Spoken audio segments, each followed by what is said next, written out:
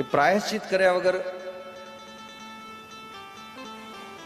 કઈ જ ચાલતું નથી. દરેકને એનું પ્રાયશ્ચિત કરવું પડે.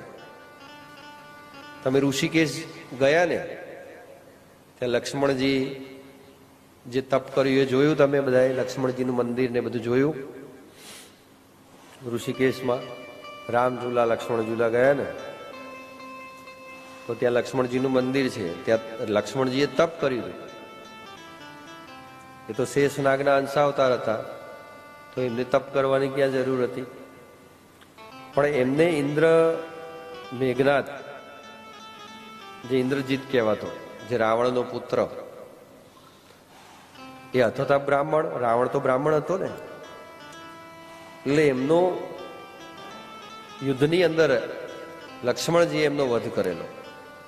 અને બ્રહ્મ હત્યાનું પાપ મટાડવા માટે, આ શરીરથી પાપ થયું છે તો આ કાયાને શુદ્ધ કરવી પડે, તો એના માટે એમને તપ કરેલું. એ રીતે રામ ભગવાને પણ તપ કરેલું છે. રાવણનો વધ કર્યો પછી રામ ભગવાને સ્વયં તપ કરેલું છે.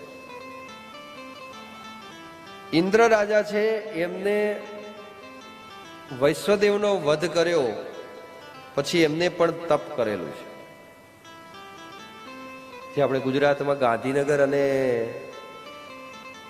અમદાવાદ વચ્ચે ધોળેશ્વર મહાદેવ આવે છે. ધોળેશ્વર મહાદેવ જે છે ને, ત્યાં આગળ ઇન્દ્રએ સ્વયં તપ કરેલું છે પોતાના પાપના પ્રાયશ્ચિત માટે. અને જે ઇન્દ્રોડા ગામ છે ને, અત્યારે ઇન્દ્રોડા ગામ કહેવાય છે, એ ત્યાં ઇન્દ્ર સ્વયં ત્યાં રહેતા. એના ઉપરથી ઇન્દ્રોડા નામ પડેલું છે. એટલે ઇન્દ્રનું ત્યાં આગળ છાવણી આમ બનાવી અને રહેતા. કારણ કે એ તો કોઈ પણ દેવો હોય એ પાપ કરે તો એને પ્રાયશ્ચિત કરવા માટે મૃત્યુલોક પૃથ્વી ઉપર જ આવવું પડે. અને એમાં પણ ભારતની ભૂમિ ઉપર જ આ કાર્ય શક્ય બને. અને ત્યાં દેવાધિદેવ મહાદેવજીની ખૂબ જ ઉપાસના કરી, તપશ્ચર્યા કરી, આખા શરીરે કોઢ થઈ ગયા હતા. પછી મહાદેવજીએ મટાડ્યા.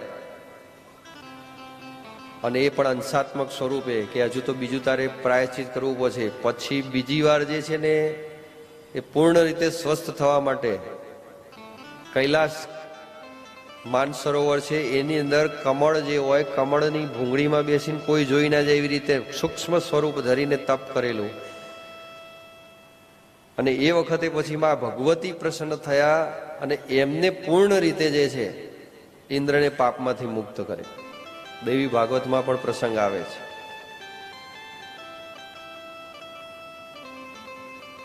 એટલે પાપ જે કરો એનું પ્રાયશ્ચિત કરો તો જ એ સમાય.